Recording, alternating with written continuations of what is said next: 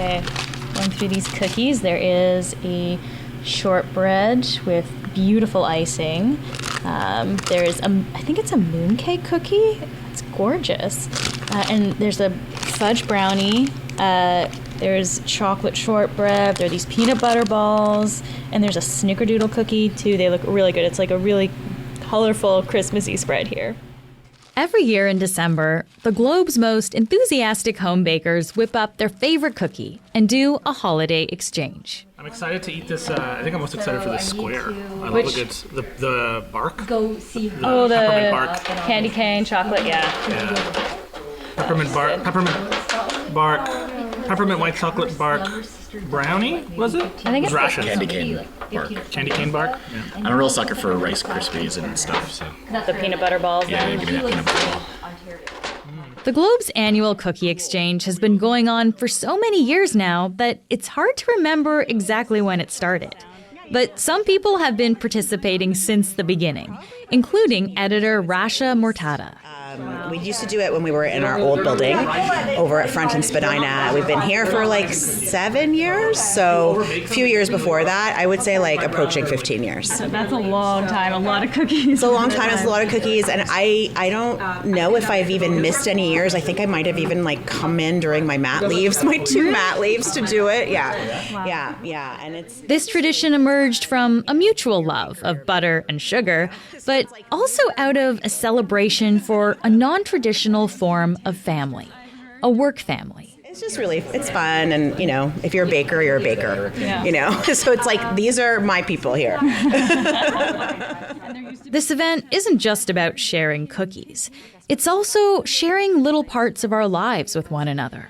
Yeah, the holidays are really about family, and, you know, it's always, people always think about their family members and the people that they've lost during the holidays.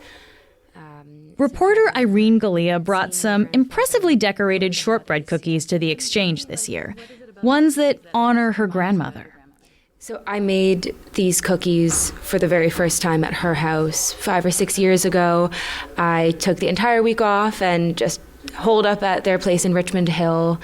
And I think I made 130 cookies, which was way more than anticipated. Wow. But that really started this tradition of making a lot of cookies and then giving them out to friends and family as a gift because, you know, in your later 20s, you don't really need to be giving each other presents. I think baking is yeah. Irene has been bringing this specific kind of cookie each year she's participated. But this year was a little different than the last. So she was diagnosed with cancer in September. Mm. And she had been in the hospital since about September, and my brother and I went and visited her every weekend, really. And she was doing okay up until late October when we got a call that she really wasn't feeling well, and she passed away the next day. Mm. In the days and weeks after you lose someone, it's really sharp, and then that slightly recedes a bit, and it goes to the back of your mind a bit. You're always aware of it, but it's not until you walk in and see the flowers left over from the memorial, or you smell the cookies baking, and that memory comes back from all the years that you did it with that person, with her, that it hits you. And I can imagine what she would have said, leaning over my shoulder and looking down at the cookies and saying, "Wow, Irene, those look so beautiful. The icing, the way that you did the little roses." And it just makes me think I have to keep making these beautiful things that she would have loved and passing them on to other people to appreciate as much as she did. Today on The Decibel, we're bringing you a story about baking and how it can bring people together over generations. Decibel producer Maddie White tells us about a special project she's been working on. I'm Menaka Raman-Wilms, and this is The Decibel from the Globe and Mail.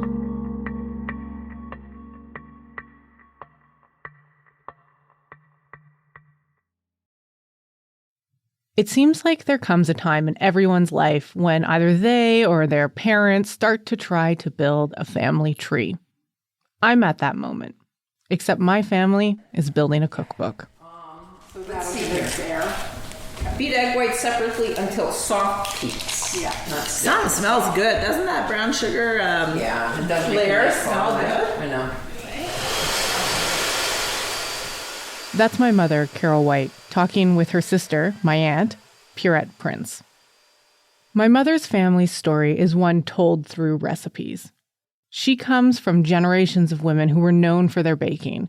Her mother was the first to be a professional baker, and her name was Velma Bois, or, as I called her, ma mère. She died in 2004. Ma mère is a French-Canadian term of endearment for grandmother, and my ma mère was the living embodiment of the sweet older woman who always had something buttery baking in the oven. And then describe Velma. Oh, she's a quiet and the sweeter one. Out of all of them, the sweetest, I'd say. The least one to cause trouble over anything. No waves. Very quiet. And she liked to feed people. Love she to liked feed to have people over. Why does she love to feed people? Just because I think that's her way of showing her love. If I'm being honest, I have more memories of my ma mère's food than I do of my ma mère. One of my earliest is visiting her as a toddler and watching her work in her tiny apartment kitchen. I'd sit there and watch her make muffins, dessert squares, loaves, and cookies. She used to bake all of the sweets for the Second Cup cafes in Sudbury, back when they were still small local coffee shops. Well, we moved to Sudbury in 75 because I was 15 years old. Yeah. And the Second Cup had just opened up into the new Sudbury Shopping Center. And she happened to know the lady who owned it. And the lady Said, you wouldn't bake for me, would you? I need she some just came to baking. her and she knew my mother baked. And I'm not sure how the connection is there. Good question, eh? Yeah, I don't know the connection. So she asked if she would bake for the Second Cup, and that's how it all started.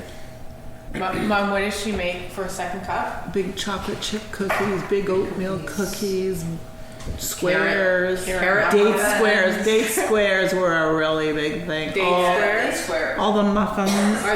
Are those recipes in the book? I know the carrot muffin is. Yeah, the date Is the square. date square in here too? Yes. That was one of every. She kept her recipes in a spiral-bound notebook, just like the ones I'd buy at the start of each school year. But instead of class notes, hers were filled with her cursive writing and splotches of batter. This is what my mom, my aunt, my sister, and I are working to digitize now. This sounds like a simple task. You just type up the recipe, lay it out, print the book. But it's not actually. Beyond the fact that time has slowly faded the ink in the book, there are also missing instructions and measurements in the recipes themselves. I asked my mom why. Why didn't Ma mère's recipes have? Because she didn't need them. The rest of us, mere mortals, need the. Ma mère Velma's cookbook has all of her Sudbury famous Second Cup recipes, but also her favorite recipes from her 9 sisters, her mother, and her friends. These recipes contain more than just the ingredients for sweet treats. They are the keys to unlocking memories about these women who were in her life.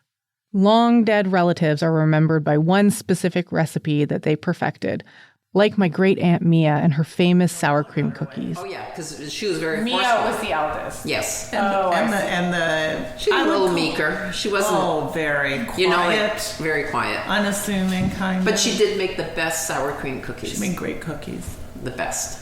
I think the recipe's in here too. As we've been testing recipes together, memories like these spill from my mother and my aunt. And soon, a snippet of a memory about a cookie becomes a laugh fest about a childhood story of a beloved uncle and a pair of roller skates. He liked to dress. Yeah. Oh, Oh, yeah. yeah. Well, we would dress him up in women's dresses, all the put him in time. roller skates, and send them down the do hall. his makeup. On the at the apartment. The weird part of that is the roller skates to me. Really? Well, I used to roller skate a lot, so I would. And then we toss them into the elevator and send them down to the lobby. Down to the lobby, and then he they wouldn't were be stuck. He couldn't walk. He'd be doing this. We'd take the stairs down. He'd be doing the splits. New Year's we would. We'll be right back.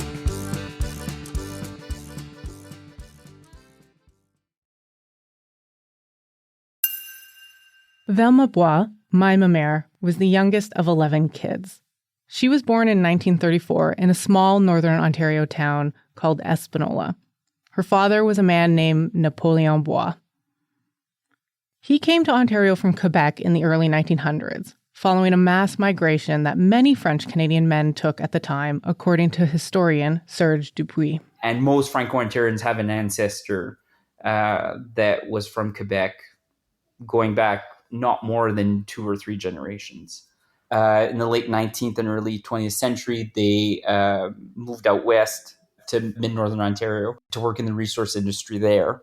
So you often had to find people that kind of had nothing to lose in emigrating, that had everything to gain. So they found French Canadians to kind of do that job.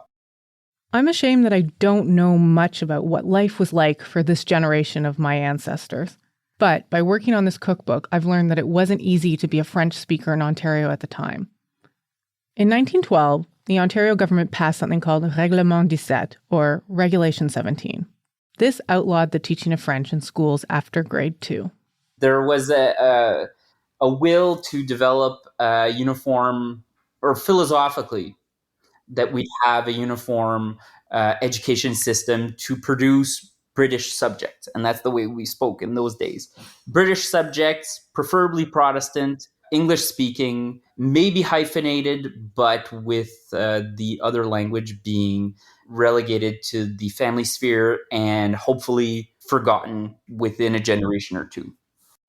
It was repealed a few years before Mama Mère Velma was born, but it would have affected her siblings and her mother, a woman named Eva Paradis.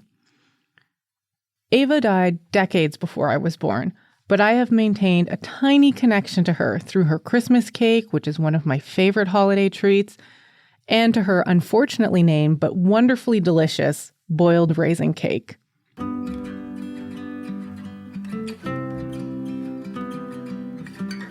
Like most Franco-Ontarian families, my ancestors were Catholic, in case the 11 kids didn't give it away. And this affected the kind of food these families made. They needed to make a lot of food for cheap, as most were working-class families. Isabelle and Emily Bourgeot-Tassé helped educate me on the key themes of Franco-Ontarian food. I like to think of them as guardians of this minority culture. Pride in the Franco-Ontarian identity runs deep in their family. So our father, as a young person, was part of a group of friends at Laurentian University who were looking for ways. I mean, it was the 70s was the Franco-Ontarian Renaissance, right? It was a time especially up north, where we were really finding our voice, our political voice, our artistic voice. And he was part of a group of friends that was guided by a professor who was also a friend. And they wanted to create a symbol that would rally all Franco-Ontarians to a similar cause. They came together, drew the flag, decided on the colors: the green of our summers, the white of our winters, the lys, which is, the flower of la francophonie, but also the trillium, which shows that we belong here in Ontario.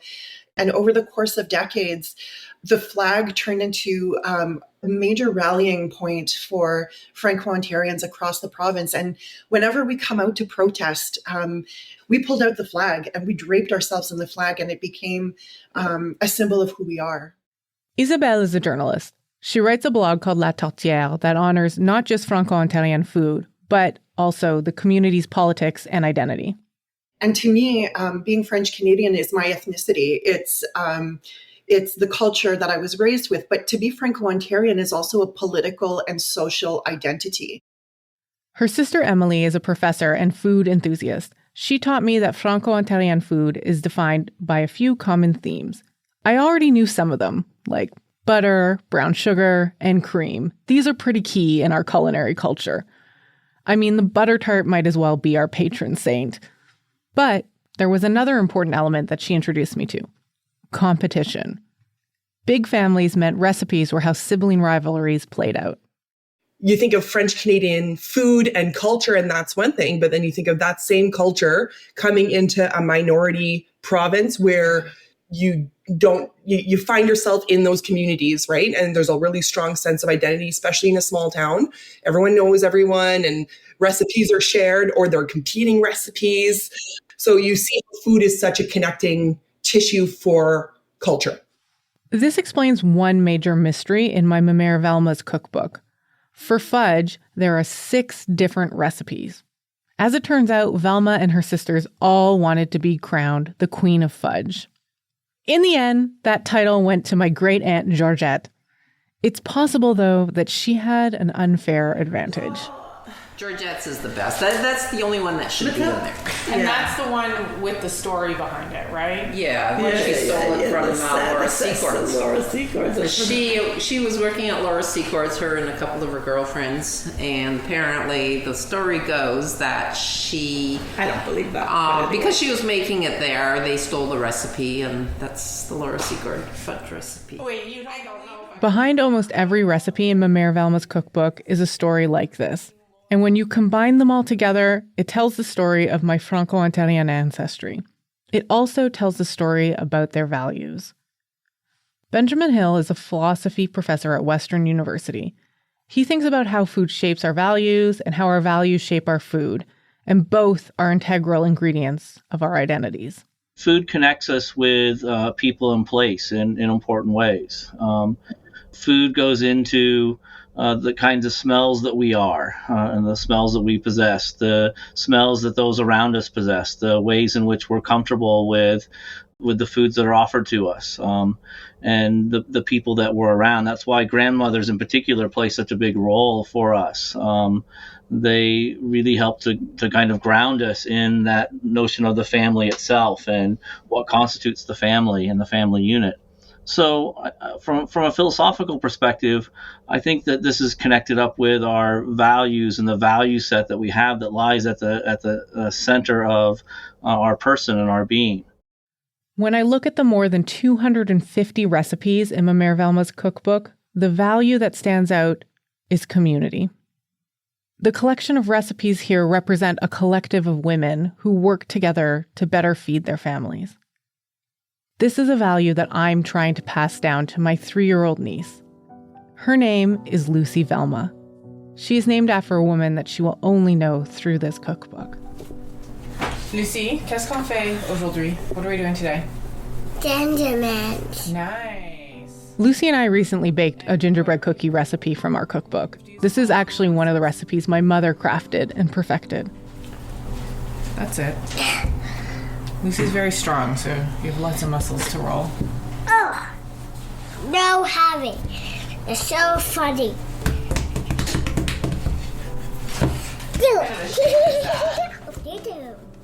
Sometimes a cookie is just a cookie. And sometimes it's a century of connection over family, food, and identity.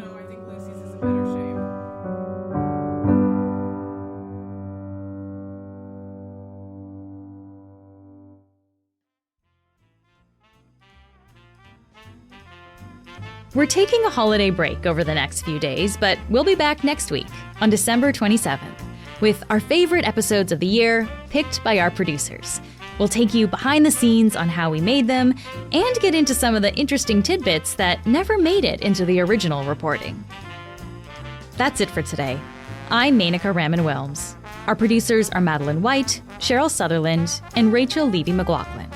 David Crosby edits the show. Adrian Chung is our senior producer, and Angela Pacenza is our executive editor. On behalf of all of us here at The Decibel, I hope you have a wonderful holiday and a very happy new year. Thank you so much for listening, and I'll talk to you soon.